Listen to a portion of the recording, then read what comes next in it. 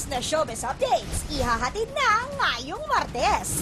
Ang latest, Ogie Alcacid inaming kinanta ng asawang si Regine Velasquez para sa kanyang isa sa mga awitin sa pelikulang I Do Bidu-Bidu. Ano nga ba ang dahilan? Abangan sa Divine Revelations. Ang latest, Gladys Reyes abalang-abala sa kanyang kontrabida role sa Enchanted Garden. Paano nga ba niya nahahati ang oras para sa pamilya at pag-aartista? Abangan ang latest. Nariyan syempre ang scoop na hottest, scoop na freshest. Abangan yan sa latest from the press. RH Bill mainit na tinutukan ng sambayanan. Chris Aquino, Lea Salonga, Congressman Manny Pacquiao at ilan pang taga-showbiz nagsalita na rin. Ito ang chikahang always the best. Ito ang intrigahang always up to date. Ito ang nag-iisang ang latest up late. Martes ng gabi po mga kapatid, August 14. At syempre nakatutok po kayo sa programang laging nagbibigay sa inyo ng mga unang balita. Ang latest. Magandang gabi sa inyo lahat. Good evening, Divine. You're here. Exciting to. At syempre, dito lang sa ang latest, ang mga inaabangang showbiz balita. Ihahatid namin yan sa inyo. Ang latest ng mga bigating artista dito, siguradong walang kawala. Ang latest mga chikang dapat tutukan, eto na, ibibigay na. Ibibigay ko na ang aking buena manong Baon! baon. What's your baon, Ito Nay? yan. Ang kwentong ito ay iikot sa mga kasambahay ng isang makasaysayang nanay ng isang singer-actress na sikat. Ay, parang alam ko na yun. Ayan. Kaga. Di ba kilalang kilala itong singer-actress na ito sa pagiging kuyom ang palad? May kakuriputan. Kuyom? Oo, sobra. Isa siyang boksingero, hindi siya karatista. Oo. Yung palang nanay nito, grabe. Kasi nakausap na aking source ang lahat ng mga naging kasambahay nila. Alam mo ba, hindi pala nila kasahog sa pagluluto ang kanilang mga kasama sa bahay. Toyo. Makasaysayan toyo ang kanilang inuulam. Bakit naman ganon? Oo. May ref palang sarili yon yung nanay.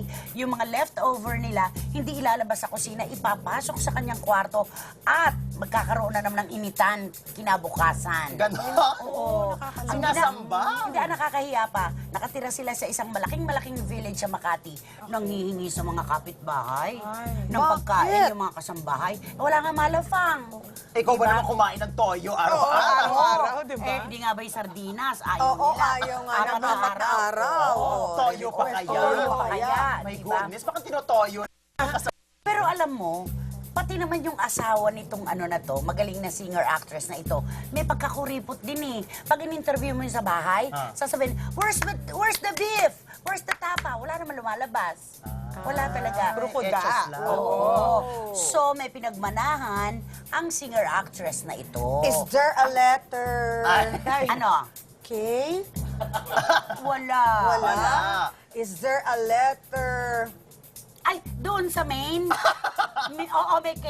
Meron? May K. Oo. Naibulong mo sa akin. Is there a letter? Ay! Sana. E? Oo. Napakatamis. Oh, ayoko na ipagpatuloy. Ito na lang. I'm nervous. Anong gusto mo? Pop in, pop out? Ay! Iba sa laro tayo. Pop out! Pop out! Doon siya nagmana sa nanay niya. Super kuring. Oo. Afraid naman yung toyo. Oo. Puro Nay, tayo talaga. sigurado walang tumatagal doon ng mga Ay, ang bilis ang transition. Baka pwede mo padala ng relief. ng relief good. Papaka ko magpapadala mamaya. Padala mo yung mga Okay. Nakakaloka. So, mga kapatid, ayan na, bigatin Sino ba may pa next po na ang kapasabog na. Mamaya ikaw. Ano? Ikaw Kaya na. ang susunod. Ikaw. Magbibigay ka na ba? Ikaw na. Mamaya. Mamaya na. Mamaya na. Ayaw magbigay ng mga Ayaw baka. pa. Ito na po mga bigatin nating kwento mga kapatid. Magsisimula po tayo. Ang latest, narito na po ang Eye to Eye Scene. Ang latest, ang babaeng nagpahirap kay Aya sa Enchanted Garden, Miss Gladys Reyes, featured ngayon sa Eye to Eye Scene. Hello mga kapatid, dito pa rin tayo sa Morong Bataan para kausapin ang primera kontrabidang aking love na co-host na namimiss ko na. Cry, joke. Ito, si Miss Gladys Reyes. Hi, Ate Gladys. Hello. Ay, tamis? Judy, ah? Yes, diba? Miss ko kayo, Nanay Christy. Yes, ano naman ang latest sa'yo? Eto, latest is ongoing pa rin ang taping namin ng Enchanted Garden. At ako pa rin bilang si Dolores na pagka bait-bait ko talaga dito at pagka sarap-sarap tirisin. Dahil talaga namang medyo yung na-miss ng tao na medyo bad tayo, di ba? Ito, nagaganap na naman dito. At syempre sa katauhan ni Alex, siya nagiging victim ako ngayon dito. Siya ang shock absorber mo, kumbaga. Yes. At recently, merong baha na nangyari. Kamusta naman ang bahay after ng calamity? Ayun, saka sa awa naman ng Diyos, hindi ito kasing bad noong sa Undoy noon. Although syempre, yung ating simpatsya para doon sa ating mga kapatid, di ba na naapektuhan ay talagang nakikiramay kami lalo na doon sa mga nawalan na mga mahal sa buhay. So sa awa naman ng Diyos, okay kami ng pamilya ko, hindi na yung bahay namin. And masaya pa rin, syempre, as always. Alam mo naman, pag nagtatlo kang chikiting at syempre, andyan din si Christopher na talagang, kumbaga, tandem naman kami pagdating dyan, walang problema. Moments ang pagiging mother pa. So paano mo nababalanse lahat? Hindi, sabi nga, di ba, parang mas okay na alam mo mag-delegate, di ba, ng mga task. Hindi naman kahinaan na maituturing yung mga trusted people mo, pagkatiwalaan mo rin, di ba? So, ako, syempre, ang priority talaga natin, syempre, family, yung mga anak. Sabi ko nga, I'm an advocate also of breastfeeding at advocate din kami ng NCCT, di ba? Kaming family na, kumbaga, nakamonitor sa viewing ng mga bata, sa panonood nila. Kasi alam natin, malaking impluwensya yan sa mga bata, no? Yung mga napapanood nila sa television. And also, basta sa akin yung asawa, pamilya at yung mga anak, priority yan. Syempre, secondary na lang yung talagang career natin, di ba? Yung trabaho, being board member of MTRCB, and of course, yung mga shows natin. Abangan ang latest sa inyong mga paboritong artista na susunod na makakapanayam sa I2IC. Ito na ang latest. Ano? Ako na ba? Ako na nagtuturuan pa kanila. Sige, baon, masarap ba yan? Ay, ito ay, sa'yo may toyo. Ay, sa'yo. sa'yo naman, good news naman for a change. Wow, Ito okay. kasi, nag-host kami ni Bali ng Artista Academy Break Time. Oo. Good Break news yan, ha? time. Sigurado ka, ha? Oo, ng break time. Sure mo muna. Ano mo muna? Is that your final answer? Yes, oo. Ito. Or do you want to call a friend? No, it's okay, I'm okay. You want to call a friend for a No, no, no, hand? no, no. Hindi.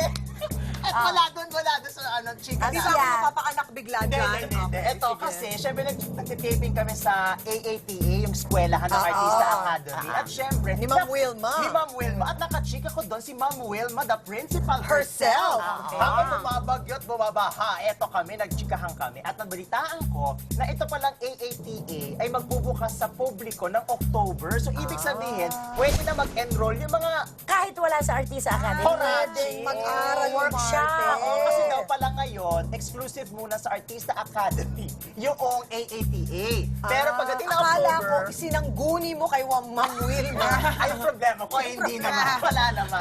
So, nakakatuwa. Tapos, tinur niya ako doon sa eskwelahan. Ay, in fairness, meron parang singing, may Oo. pang-acting, may So, lahatan pang-dancing. talaga. So, lahat Kahit talaga anong na Kompleto ito. building ito na eskwelahan talaga siya pala. Mahal ba ang news. tuition? Oo, yun ang good news. Sa Quezon City, along EDSA. Ano naman na naganap sa unang araw ng taping nga. niyo? Ay, naging masaya naman kami na isa Tawagan mo si taping Victor.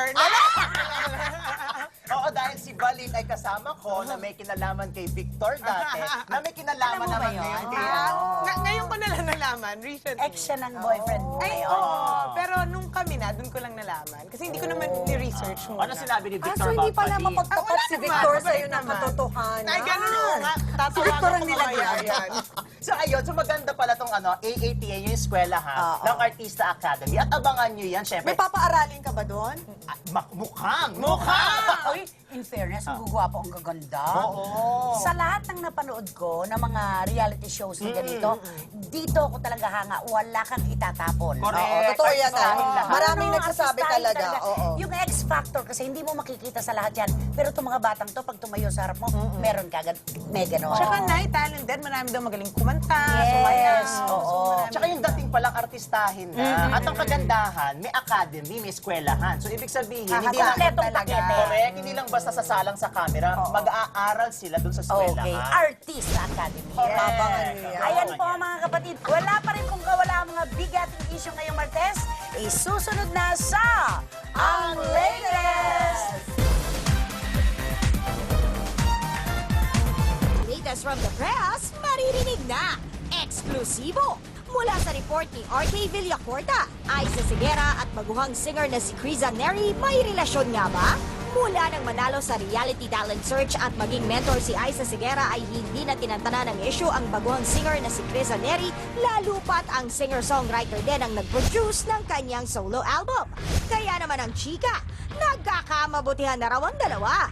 Bagay na napatunayan naman ng kapatid nating si RK dahil noong nakaraang Sabado sa concert ni Aiza ay siya mismo ang nakasaksi ng kakaibang sweetness ng dalawa with matching hagod pa raw sa buhok habang kumakanta. At ang latest pa, nagbiro pa raw si Criza kay Aiza bago ito bumaba ng stage at sinabing, "Wala bang I love you?" Abangan ang iba pang exclusive interviews at chika mula sa kapatid natin sa press. Para ka-wheelchair naman. Wheelchair ka dyan. Baldado ako. Labi ka ba ng baha? Oo. Pero kamusta naman? Okay naman, thank you, diba? Ay, literal nga pala. Sorry Oo. ah. Yung Oo, nga paligid pala namin. inakulong sa Banawe. Yes. Yata nakapasok. Talaga. Oo, nakulong siya ng baha. Kamusta naman ang mga Pero bahay yung mo? baon mo, may dagdag pala ako doon. O ano? So, kinuwento sa akin ng isang ating kaibigang reporter. In-invite sila interview. Gold, gold, gold ang mga anek. Ah, totoo yun, mga Gold ganyan. ang mga kutsara, Ano, tinidor. kubyera? Oo, dahil may mga maliliit, may mga tinidor. Pero ang lala nga daw talaga, tinatakan. Totoo yun. Totoo Tsaka pag yun. di ka kasahog, hindi ka kasali talaga. So, ano natawag sa kanya? Toyo Queen. Oo, parang ganon. Tinatawag. Yung anak niya, Toyota Queen. Okay, eto, ang Ano aking nang blind iba? Ayan, item. ayan, Eto, favorite. medyo, hindi ako magbibigay ng clue. Oh, sige. Nalulungkot ako sa kanya. Bakit? Eto nga, matapos siya makipaghiwalay sa kanyang girlfriend, etong si actor-dancer, bumalik na naman daw sa dating ginagawa. Ano? Ano natin yung ginagawa? Papa Ay, magkano? Di ba alam sino? Lungkot-lungkutan daw ito, lungkot-lungkutan kasi nga parang wala naman daw siyang miss na pagkukuhanan ng kasi wala naman siya TV exposure. Tsaka di ba nabalitang chuk. Okay. Ganun. Tapos, naging dominador din siya. Oo. Pero eto daw, nakukuha pa rin daw ng mga bading na Phil Collins siya. Kasi ang ginagawa, gumaganong-ganon daw yan. Kasi nga actor dance, so talagang super dance. Magaling, magaling. Super dance siya Super sa dance. Habang Ganyan na ganyan, sinishonggal-shonggal ang mga damit. Isa-isa. Ganun siya. Performance level. Walang clue. Striptease. Walang sikat ba ito? Yung grupo nila dati, sumikat talaga. Sobrang Yan ba sikat yung na. kumanta ng Always I Wanna Be With You? With